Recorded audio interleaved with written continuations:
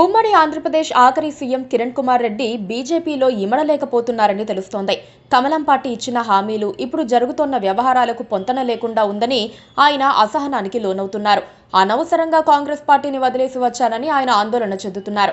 తాజాగా BJP AP శాఖ అధ్యక్ష పదవి తనకు దక్కకపోవడంతో కిరణ్ రెడ్డి తీవ్ర నిరాశలో ఉన్నారు.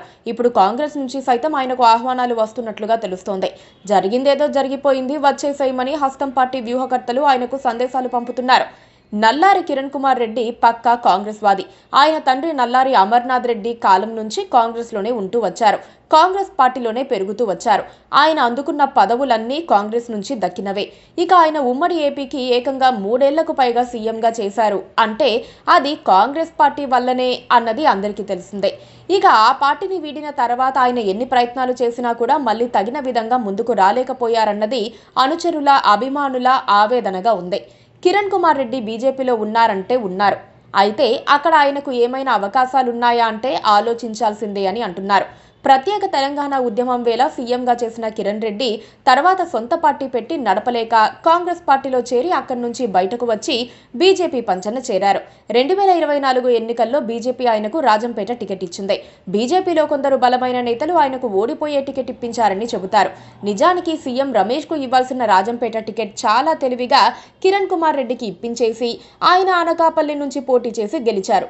ఓడిపోయినా వేరే రాష్ట్రం నుంచి రాజ్యసభ ఇస్తామని హామీ ఇచ్చిన బీజేపీ అధిష్టానం ఎన్నికల తర్వాత కిరణ్ రెడ్డి సంగతి మర్చిపోయింది. గవర్నర్ పదవి ఇస్తారని ఎదురు చూస్తే అది కూడా జరిగే అవకాశం కనిపించలేదు. అన్ని రకాలుగా దెబ్బతిన్న కిరణ్ కుమార్ రెడ్డి ఇక బీజేపీలో ఉండి లాభం లేదని అనుకుంటున్నారట. మళ్లీ కాంగ్రెస్ పార్టీకి వెళ్లిపోతే ఎలా ఉంటుందన్న ఆలోచన ఆయనకు వచ్చింది. ఆ సంగతి తెలుసుకునే హస్తం పార్టీ కూడా తలుపులు తెరిచిందని చెబుతున్నారు. ప్రస్తుత పీసీసీ చీఫ్ షర్మిల మాటలు కోటలు దాటుతున్నాయి, చేతలు గుమ్మాలు దాటడం లేదని కాంగ్రెస్ హైకమాండ్ భావిస్తోంది. షర్మిల నానాయాగి చేయటం తప్పించి పార్టీని డెవలప్ చేసింది కూడా లేదని రాహుల్ గాంధీ స్వయంగా తలపట్టు కూర్చున్నారట. అందుకే ఆమెను తప్పించి వేరొకరికి పీసీసీ చీఫ్ పదవి ఇస్తే బాగుంటుందని భావిస్తున్నారు. ఈ క్రమంలో కిరణ్ కుమార్ రెడ్డిని పిలిపించుకుంటే పదవి ఇవ్వటంతో పాటు మాజీ నేతను గౌరవించినట్లవుతుందని ఎదురు చూస్తున్నారు. చూడాలి ఏమవుతుందో. Please subscribe to